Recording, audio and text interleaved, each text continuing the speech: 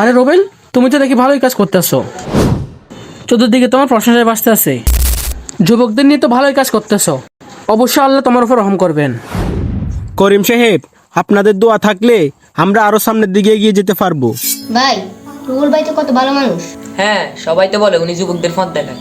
আর হ্যাঁ, কালকে উনি তো বলছিল পিকনিকে যাবে, মজা হবে এবং আমাদেরকে নিয়ে যাবে বলছে। অনেক মজা হবে। এই যে ছোট ভাইয়েরা, কালকে পিকনিকের জন্য কেমন প্রস্তুতি নিলা? তোমরা টাকা পয়সা নিয়ে কোনো চিন্তা করিও না, সব টাকা আমি দিব। গান হবে, ডিজে হবে, অনেক ফুর্তি হবে, যা খাই মজা করবো আমরা, ঠিক আছে?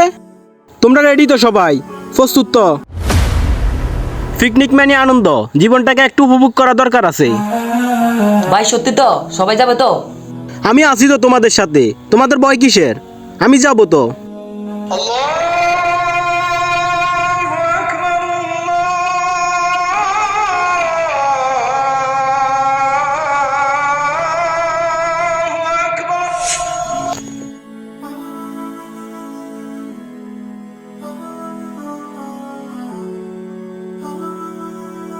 করিম সাহেব, শুনছি আপনাদের এলাকার মধ্যে ভালো ভালো কাজ চলতেছে, দেখি সত্যি নাকি? জি, দেখলাম তো একটু। রোবেল তো দেখি ভালোই কাজ করতেছে। করিম সাহেব, আমার মনে হয় আপনাদের একটু খেয়াল রাখা উচিত, ভালো কাজের আড়ালে যেন খারাপ কাজ না ঢুকে পড়ে।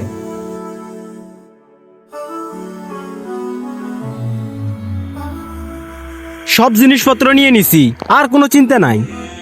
ভাইয়া, জায়গায় মজা হবে। আমরা নাচবো। এরকম পিকনিক তো আগে কখনো দেখিনি। ভাই, আমরা যে গান বাজনা বাজাই, এলাকার মানুষ কিছু বলবে না? আরে এইটাই তো আনন্দ, কে কি বললো আমাদের যায় আসে না।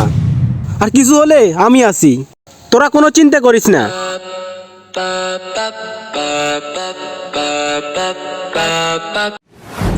তোমরা যেটা করতেছো এটা পিকনিক না, এটা শুধুমাত্র অশান্তি।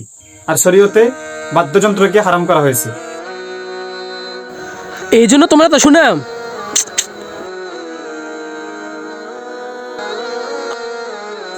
রাসূলুল্লাহ সাল্লাল্লাহু আলাইহি ওয়াসাল্লাম বলেছেন, যে ব্যক্তি অন্যকে গুনাহের উৎসাহ করে সে নিজেও গুণের অংশীদার। আমরা ভাবছি ভাই আমাদের ভালোবাসা শিখাবেন। আমরা ভুল করছি হুজুর। আমিও ভুল করছি হুজুর, সমাজে শান্তির নামে অশান্তি সৃষ্টি করছি। ভুল করলে তো আবার যা খোলা আছে, কিন্তু সমাজের কল্যাণে কথা বলে সমাজকে নষ্ট করা সব থেকে বড় অপরাধ। আল্লাহ তাআলা বলেন, ওয়াইদা কিলা লাহুম লা তুফসিদু ফিল আরদি ক্বালু ইন্নামা নাহনু মুসলিহুন। যখন তাদেরকে বলা হয় যে তোমরা জমিনে ফাসাদ সৃষ্টি করো না, তখন তারা কি বলে জানো? আমরা পৃথিবীতে শান্তি সৃষ্টিকারী এবং সংশোধন করি। তওবা করলাম, আজ থেকে সমাজে আমরা আর হারাম কাজ করব না, এবং আল্লাহ নারাজ হন এমন কোনো কাজ করব না, এবং বৃদ্ধ মানুষেরও ক্ষতি হয় এমন কোনো কাজ করব না। উৎসব যদি আল্লাহকে ভুলিয়ে দেয়, সে উৎসব নয়, অশান্তি।